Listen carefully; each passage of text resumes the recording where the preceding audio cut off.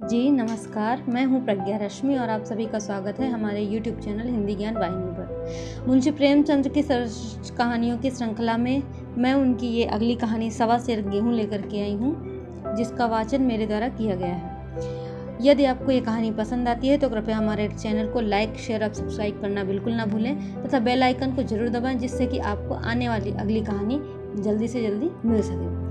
तो आइए सुनते हैं कहानी सवा सेर गेहूं।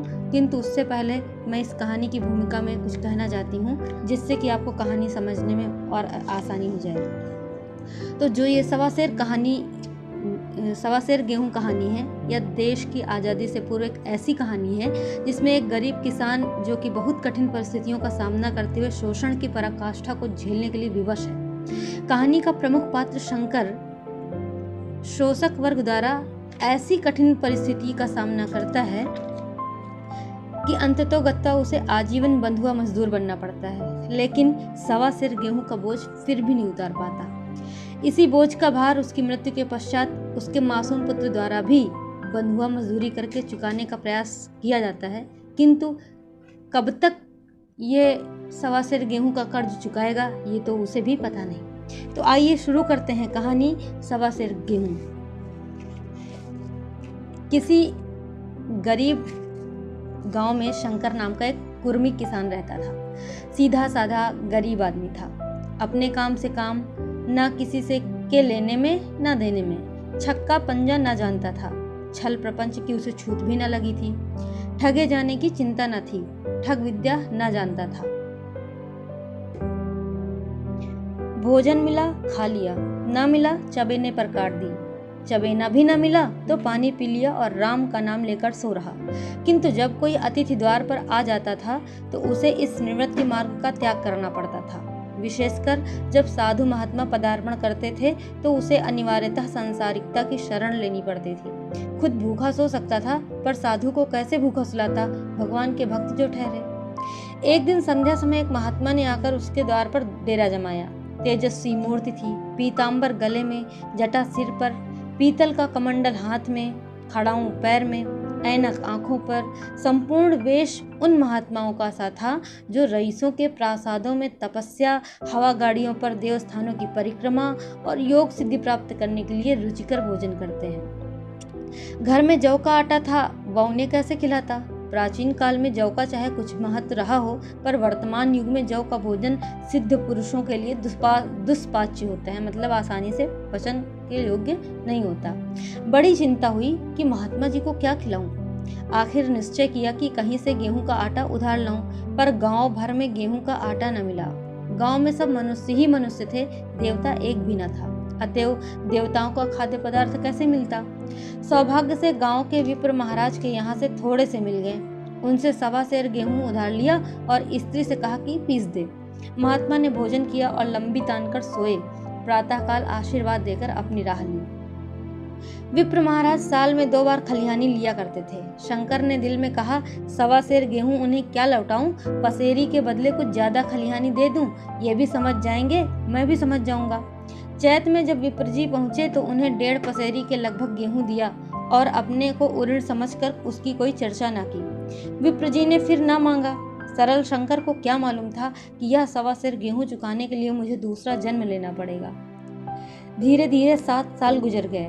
विप्र जी विप्र से महाजन हुए। शंकर किसान से मजदूर हो गया। उसका छोटा भाई मंगल उससे अलग हो गया था। एक साथ रहकर दोनों किसान थे, अलग होकर मजदूर हो गए थे। शंकर ने चाहा कि द्वेष की आग भड़कने ना पाए, किंतु परिस्थिति ने उसे विवश कर दिया।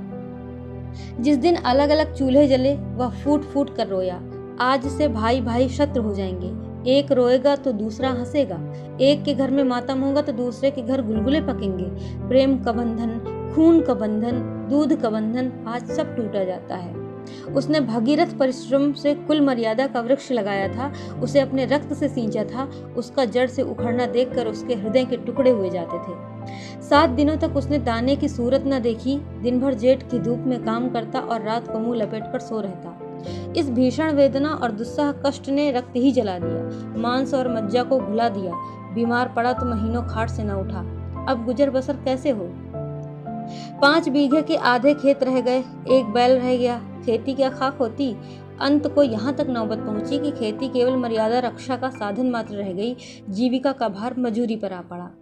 7 वर्ष बीत गए। एक दिन शंकर मजूरी करके लौटा तो राह में विप्र जी ने टोक कर कहा, शंकर, कल आके अपने बीज बैंक का हिसाब कर ले। तेरे यहाँ 5.5 मन गेहूं कब से बाकी पड़े हुए हैं और तू देने का नाम नहीं लेता। क्या हजम करने का मन है क्या? शंकर ने चकित होकर कहा, मैंने तुमसे कब गेहूं लिए थे जो 5.5 मन हो गए?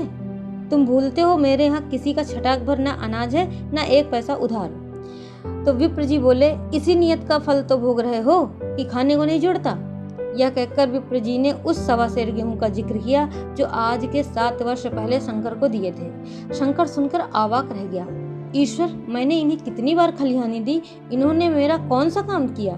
जब पोथी पत्रा देखते, साहित्य गुण विचारने द्वार पर आते थे, कुछ ना कुछ दक्षिणा ले ही जाते थे। इतना स्वार्थ! 1.25 सेर अनाज को अंडे की भांति सेकर आज यह पिशाच खड़ा कर दिया जो मुझे निगल ही जाएगा। इतने दिनों में एक बार भी कह देते तो मैं गेहूं तौल कर दे देता। क्या इसी नियत से चुप साधे बैठे रहे? बोला, महाराज, नाम लेकर तो मैंने उतना अनाज नहीं दिया, पर कई बार खलिहानी में से सेर 2-2 सेर दिया है। अब आप आज 5.5 मन मांगते हैं तो कहाँ से दूंगा? विप्र जी ने कहा, लेखा जो बख्शीश 100। तुमने जो कुछ दिया होगा उसका कोई हिसाब नहीं, चाहे 1 की जगह 4 पसेरी दे दो। तुम्हारे नाम बही में 5.5 मन गेहूं लिखा हुआ है, जिससे चाहे हिसाब लगवा लो। दे दो तो तुम्हारा नाम छेक कर दूं, नहीं तो और भी बढ़ता रहेगा। शंकर ने कहा, पांडे क्यों एक गरीब को सताते हो? मेरे खाने का ठिकाना नहीं, इतना गेहूं किसके घर से लाऊंगा? विप्र जी ने कहा, जिसके घर से चाहे लाओ, मैं छटाक भर भी न छोड़ूंगा। यहाँ न दोगे, भगवान के घर तो दोगे। शंकर कांप उठा। हम पढ़े लिखे आदमी होते तो कह देते, अच्छी बात है, ईश्वर के घर ही दे देंगे। वहाँ की तौल यहाँ से कुछ बड़ी तो न होगी, कम से कम इसका कोई प्रमाण हमारे पास नहीं, फिर उसकी क्या चिंता। किंतु शंकर इतना तार्किक, इतना व्यवहार चतुर न था। एक तो ऋण, वह भी ब्राह्मण का, बही में नाम रह गया तो सीधे नरक में जाऊंगा, इस ख्याल से ही उसे रोमांच हो गया। बोला, महाराज, तुम्हारा जितना होगा यही दूंगा, ईश्वर के यहाँ क्यों दूं? इस जन्म में तो ठोकर खा ही रहा हूँ, उस जन्म के लिए क्यों काटे वो? मगर यह कोई न्याय नहीं है। न्याय को सरल भाषा में यहाँ पर न्याय बोला। तुमने राई का पर्वत बना दिया। ब्राह्मण होके तुम्हें ऐसा नहीं करना चाहिए था। उसी घड़ी तगादा करके ले लिया होता तो आज मेरे सिर पर इतना बड़ा बोझा क्यों पड़ता? मैं तो दूंगा, लेकिन तुम्हें भगवान के यहाँ जवाब देना पड़ेगा। विप्र ने कहा, वहाँ का डर तुम्हें होगा, मुझे क्यों होने लगा? वहाँ तो सब अपने ही भाई बंधु हैं, ऋषि मुनि सब तो ब्राह्मण ही हैं, देवता ब्राह्मण हैं, जो कुछ बने बिगड़ेगी संभाल लेंगे। तो कब देते हो? शंकर ने कहा, मेरे पास रखा तो है नहीं, किसी से मांग जांच कर लाऊंगा तभी न दूंगा। विप्र ने कहा, मैं न मानूंगा। 7 साल हो गए, अब एक दिन का भी मुलाहिजा ना करूंगा। मुलाहिजा का मीन्स छूट नहीं दूंगा। गेहूं नहीं दे सकते? दस्तावेज लिख दो। दस्तावेज का मतलब एग्रीमेंट टाइप का। शंकर ने कहा, मुझे तो देना है, चाहे गेहूं लो चाहे दस्तावेज लिखाओ। किस हिसाब से दाम रखोगे? विप्र जी बोले, बाजार भाव 5 सेर का है, तुम्हें 5.25 सेर का काट दूंगा। शंकर ने कहा, जब दे ही रहा हूँ तो बाजार भाव काटूंगा, पाव भर छुड़ाकर क्यों दोषी बनूं? हिसाब लगाया तो गेहूं के दाम 60 रुपए हुए। 60 रुपए का दस्तावेज लिखा गया, 3 रुपए सैकड़े सूद। साल भर में न देने पर सूद का दर 3.5 रुपए सैकड़े, 12 आने का स्टाम्प, 1 रुपए दस्तावेज की तहरीर शंकर को ऊपर से देनी पड़ी। गांव भर में विप्र जी की निंदा की, लेकिन मुंह पर नहीं। महाजन से सभी का काम पड़ता है, उसके मुंह कौन आए? शंकर ने साल भर तक कठिन तपस्या की। मियाद मतलब समय के पहले रुपए अदा करने का उसने व्रत सा कर लिया। दोपहर को पहले भी चूल्हा न जलता था, चबेने पर बसर होती थी, अब वह भी बंद हुआ। केवल लड़के के लिए रात को रोटियां रख दी जाती। पैसे रोज का तंबाकू पी जाता था। 1 पैसे का रोज का तंबाकू पी जाता था। यही एक व्यसन था जिसका वह कभी त्याग न कर सका था। अब वह व्यसन भी इस कठिन व्रत की भेंट हो गया। जिसने चिलम पटक दी, हुक्का तोड़ दिया और तंबाकू की हांडी चूर चूर कर डाली। कपड़े पहले भी त्याग कर चरम सीमा तक पहुंच चुके थे, अब वह प्रकृति की न्यूनतम रेखाओं में आबद्ध हो गए। शिशिर की अस्थि बेधक शीत को उसने आग ताप कर काट दिया। इस ध्रुव संकल्प का फल आशा से बढ़कर निकला। साल के अंत में उसके पास 60 रुपए जमा हो गए। उसने समझा, पंडित जी को इतने रुपए दे दूंगा और कहूंगा, महाराज बाकी रुपए भी जल्द आपके सामने हाजिर करूंगा। 15 रुपए की और तो बात है। क्या पंडित जी इतना भी न मानेंगे? उसने रुपए लिए और ले जाकर पंडित जी के चरण कमलों पर अर्पण कर दिए। पंडित जी ने विस्मित होकर पूछा, किसी से उधार किए क्या? शंकर बोले, नहीं महाराज, आपकी आशीष से अब की मजूरी अच्छी मिली। विप्र बोले, लेकिन यह तो 60 रुपए ही हैं। शंकर ने कहा, हाँ महाराज, इतने अभी ले लीजिए, बाकी मैं 2-3 महीने में दे दूंगा। मुझे उऋण कर दीजिए, मतलब हमें ऋण से मुक्त कर दीजिए। विप्रो ने कहा, उऋण तो तभी होंगे जबकि मेरी कौड़ी कौड़ी चुका दोगे। जाकर मेरे 15 रुपए और लाओ। शंकर ने कहा, महाराज इतनी दया करो, अब सांझ की रोटियों का भी ठिकाना नहीं है। गाँव में हूँ तो कभी दे ही दूंगा। विप्र ने कहा, मैं यह रोग नहीं पालता, न बहुत बातें करना जानता हूँ। अगर मेरे पूरे रुपए न मिलेंगे तो आज से 3.5 रुपए सैकड़े का ब्याज लगेगा। अपने रुपए चाहे अपने घर में रखो, चाहे मेरे यहाँ छोड़ जाओ। शंकर ने कहा, अच्छा जितना लाया हूँ उतना रख लीजिए, मैं जाता हूँ कहीं से 15 रुपए और लाने की फिक्र करता हूँ। शंकर ने सारा गांव छान मारा, मगर किसी ने रुपए न दिए। इसलिए नहीं कि उसका विश्वास न था या किसी के पास रुपए न थे, बल्कि इसलिए कि पंडित जी के शिकार को छेड़ने की किसी की हिम्मत नहीं थी। इस क्रिया के जैसे क्रिया के पश्चात प्रतिक्रिया नैसर्गिक नियम है, उसी तरह शंकर भी साल भर तक तपस्या करने पर भी जब ऋण से मुक्त होने में सफल न हो सका तो उसका संयम निराशा के रूप में परिणित हो गया। उसने समझ लिया कि जब इतना कष्ट सहने पर भी साल भर में 60 रुपए से अधिक न जमा कर सका तो अब और कौन सा उपाय है जिसके द्वारा इससे दूने रुपए जमा हो। जब सिर पर ऋण का बोझ लादना ही है तो क्या मन भर का और क्या सवा मन भर का। उसका उत्साह क्षीण हो गया, मेहनत से घृणा हो गई। आशा उत्साह की जननी है और आशा में तेज है, बल है, जीवन है। आशा ही की संचालक शक्ति है। शंकर आशाहीन होकर उदासीन हो गया। वह जरूरतें जिनको उसने साल भर तक टाल रखा था अब द्वार पर खड़ी होने वाली भिखारिणी न थी, बल्कि छाती पर सवार होकर होने वाली पिशाचिनियां थी जो अपनी भेंट लिए बिना जान न छोड़ती।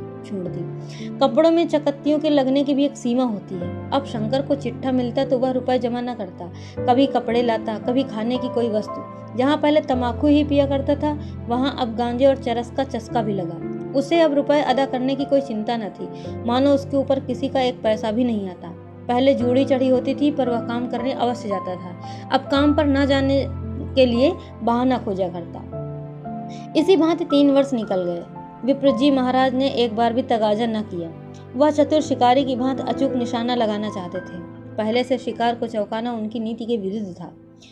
एक दिन पंडित जी ने शंकर को बुलाकर हिसाब दिखाया। 60 रुपए जो जमा थे वह मिनाहा करने पर भी अब शंकर के जिम्मे 120 रुपए निकले। शंकर ने कहा, इतने रुपए तो उसी जन्म में दूंगा, इस जन्म में नहीं हो सकते। विप्र जी बोले, मैं इसी जन्म में लूंगा, मूल न सही सूद तो देना ही पड़ेगा।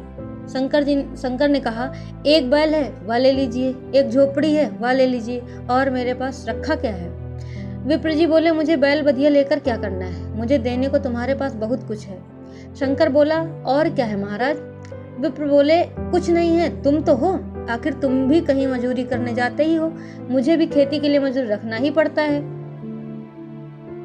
सूद में तुम हमारे यहाँ काम किया करो, जब सुबीता हो मूल भी दे देना।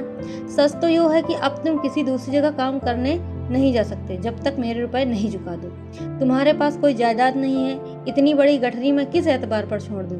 कौन इसका जिम्मा लेगा कि तुम मुझे महीने महीने सूद देते जाओगे, और कहीं कमा कर जब तुम मुझे सूद भी नहीं दे सकते तो मूल की कौन कहे। शंकर बोला, महाराज सूद तो मैं तो काम करूंगा और खाऊंगा क्या। विप्र जी ने कहा, तुम्हारी घरवाली है, लड़के हैं, क्या वे हाथ पांव कटा के बैठेंगे। रहा मैं, तुम्हें आध सेर जौ रोज कलेवा के लिए दे दिया करूंगा, ओढ़ने को साल में एक कंबल पा जाओगे, एक मिर्जाई भी बनवा दिया करूंगा, और क्या चाहिए।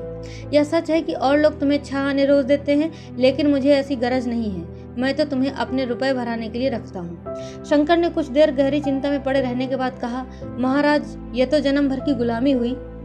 विप्र ने कहा, गुलामी समझो चाहे मजदूरी समझो, मैं अपने रुपए भराए बिना तुमको कभी न छोड़ूंगा। तुम भागोगे तो तुम्हारा लड़का भरेगा, हाँ जब कोई न रहेगा तब की दूसरी बात है। इस निर्णय की कहीं अपील ही नहीं थी। मजदूर की जमानत कौन करता, कहीं शरण न थी, भागकर कहाँ जाता। दूसरे दिन उसने विप्र जी के यहाँ काम करना शुरू कर दिया। 1.25 सेर गेहूं की बदौलत उम्र भर के लिए गुलामी की बेड़ी पैरों में डालनी पड़ी। उस अभागे को अब अगर किसी विचार से संतोष होता था तो वह यह था कि यह मेरे पूर्व जन्म का संस्कार है। स्त्री को वो काम करने पड़ते थे जो उसने कभी ना किए थे। बच्चे दाने को तरसते थे, लेकिन शंकर चुपचाप देखने के सिवा कुछ और न कर सकता था। वह गेहूं के दाने किसी देवता के शाप की भांति यावत जीवन मतलब संपूर्ण जीवन उसके सिर से न उतरे। शंकर ने विप्र जी के यहाँ 120 वर्ष तक गुलामी करने के बाद इस दुस्सार संसार से प्रस्थान किया, पर 120 रुपए अभी तक उसके सिर पर सवार थे। पंडित जी ने उस गरीब को ईश्वर के दरबार में कष्ट देना उचित न समझा। इतने अन्यायी, इतने निर्दयी न थे। उसके जवान बेटे की गर्दन पकड़ी। आज तक वह विप्र जी के यहाँ काम करता है। उसका उद्धार कब होगा या होगा भी नहीं, ईश्वर ही जाने। मुंशी प्रेमचंद जी यहाँ पर कहते हैं कि इस वृतांत को कपोल कल्पित न समझिए, मतलब एक कल्पना नहीं है, यह सत्य घटना है। ऐसे शंकरों और ऐसे विप्रों से दुनिया खाली नहीं है। तो जिस समय मुंशी प्रेमचंद जी ने यह कहानी लिखी, उस समय कहीं ना कहीं एक सत्य घटना से प्रेरित होकर के लिखी। तो आशा करते हैं कि आपको हमारा ये वाचन अच्छा लगा होगा और मुंशी प्रेमचंद की कहानी से आपने बहुत कुछ सीखा होगा। तो मिलते हैं नई कहानी के साथ में, तब तक अपना ख्याल रखिए, खुश रहिए और सुनते रहिए मुंशी प्रेमचंद की कहानियाँ। नमस्कार।